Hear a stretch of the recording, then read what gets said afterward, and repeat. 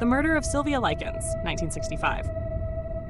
One of the most brutal, most evil, and most heartbreaking murder cases in American history. Who was Sylvia Likens? Sylvia Marie Likens was a 16-year-old girl from Indiana. Her parents were carnival workers, always on the road, always chasing the next paycheck. In 1965, they made a decision that would seal Sylvia's fate. They entrusted her and her younger sister Jenny to a woman named Gertrude Baniszewski. They agreed to pay her $20 a week for their daughter's care. They thought they were doing the right thing. They thought they were leaving their girls in good hands. They were wrong. Horribly, unimaginably wrong. The monster Gertrude Baniszewski. Gertrude was a 37-year-old single mother of 7 children. She lived in a small, filthy house in Indianapolis. She was described as sickly, depressed, and drowning in poverty. But when the weekly payments from Sylvia's parents arrived late, Gertrude snapped, and she took her rage out on Sylvia. Again, and again, and again. The torture begins. At first, it was just verbal abuse. Then came the slaps. Then, the beatings. And soon, Gertrude's own children, and even the neighborhood kids, joined in. What they did to Sylvia. They starved her while feeding Jenny normal meals. They forced her to eat hot dogs, overflowing with condiments, until she vomited.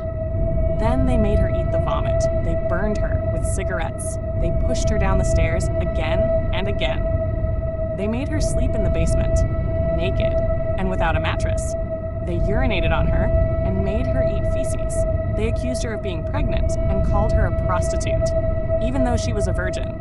All of this while her sister Jenny, too terrified to speak, watched, helpless.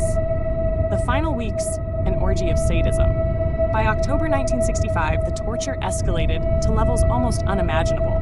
Gertrude encouraged her children and the neighbors to punish Sylvia. This included beating her with a paddle and a belt, forcing her to perform humiliating acts in front of people, and carving words into her stomach.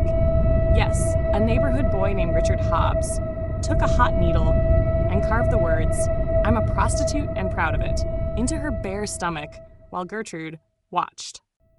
The death of Syl Likens. By mid-October, Sylvia was so weak. She couldn't walk, she couldn't speak clearly.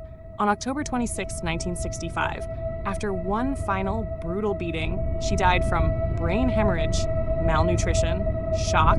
She weighed around 40 kilograms, about 90 pounds, at the time of her death. Her last words before dying, "Daddy, Daddy." The discovery, Jenny Likens, terrified but brave, finally whispered to a neighbor, "You get me out of here and I'll tell you everything." Police arrived to find Sylvia's lifeless, mutilated body. What they uncovered was so horrifying that officers had to leave the room to cry. The trial, the House of Horrors exposed. Gertrude, 2 of her children, and 2 neighborhood boys were arrested. Verdicts: Gertrude Baniszewski, found guilty of first-degree murder, sentenced to life in prison. Unbelievably, she was paroled in 1985 and died 5 years later. Paula Baniszewski, Gertrude's daughter, 17, guilty of second-degree murder, served 7 years. Richard Hobbs, John Baniszewski, and Coy Hubbard, involved in the torture, served 2 years in juvenile detention.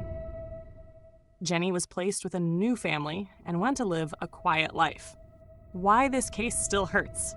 People stood by and did nothing, even when they saw Sylvia bruised and starving. Other children participated in the abuse. The system failed her in every possible way. Sylvia's suffering was long, humiliating, and entirely preventable. Legacy: Sylvia Likens is remembered as the girl who was tortured to death, not by a lone killer, but by a household and a neighborhood that turned into monsters. Her grave marker reads, "Our darling daughter, born January 3, 1949, died October 26, 1965. She died to save her sister." If you found this story gripping, don't forget to like, subscribe, and hit the bell icon to stay tuned for more tales. Share your thoughts in the comments. I'd love to know what you think.